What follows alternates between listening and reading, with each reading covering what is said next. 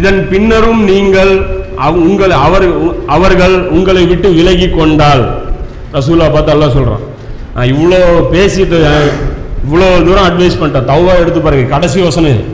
தௌபால் இருக்கிற எல்லா வசனமுமே போரை பற்றி தான் பேசும். தௌபால வேற எதுவுமே அவ்வளோவா இருக்காது, எல்லாமே போரை பற்றி தான் இருக்கும். அதனால தௌபா ஸ்டார்டிங்கில் என்ன இருக்காது, பிஸ்மில்லாஹிர் ரஹ்மானிர் ரஹீம் இருக்காது. அதுக்கு அலியல்லாஹு தான் அந்த சூறாவை வந்து கொண்டு போய் கொடுக்குறாங்க. யார்கிட்ட? அபூபக்கர்கிட்ட. இந்த மக்காவாசிகளுக்கு கொண்டு போய் அவர் தான் கொடுக்குறாங்க. அப்போ அவர் தான் சொல்றாரு இதுல வந்து, ஏன்னா அல்லாஹ்வுடைய குணம் என்ன, ரஹ்மான் ரஹீம். இங்க ரஹமும் கிடையாது ரஹீமும் கிடையாது இந்த ஆயத்துல. அந்த தௌபால பொறுத்த வரைக்கும் அருளே இங்க கிடையாது, கடுமை மட்டும்தான் இருக்கும், ஸ்ட்ரிக்ட் மட்டும்தான் இருக்கும். அது வாழை உருவிட்டு இறங்கணும் சூரா. அதனால இதுல பிஸ்மில்லாஹிர் ரஹ்மானிர் ரஹீம் சேர்த்துல. ரஹ்மானும் கிடையாது ரஹீமும் கிடையாது சூரா தௌபாவை பொறுத்த வரைக்கும். தௌபாங்கிற அத்தியாயத்தை பொறுத்த வரைக்கும் அல்லாஹ் இறக்கமே காட்ட மாட்டான். அப்படின்னு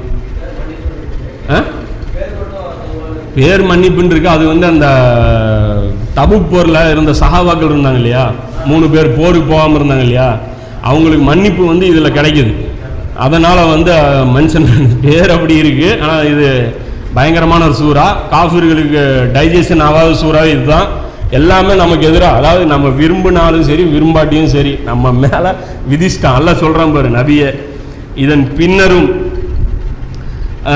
அவர்கள் உங்களை விட்டு விலகி கொண்டார். இது சொன்னதுக்கு அப்புறம் வேணாம் அப்படிங்கிறாங்களா?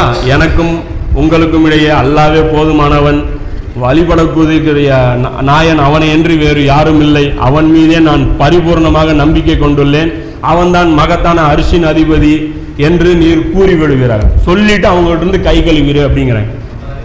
ஆமா, சொல்லிட்டு த்ரெட்னிங் பண்ணிட்டு சஹாபாக்கள் சுப்ஹானல்லாஹ் அவங்களுடைய பங்களிப்பு வந்து உலக வரலாறு இது வரைக்கும் பார்க்காதது மிகப்பெரியது. அடுத்தது முத்தாய்ப்பா கடைசியாக ஒரு வசனம், அதுக்கப்புறம் சில ஹதீஸ்களை பார்க்கலாம்.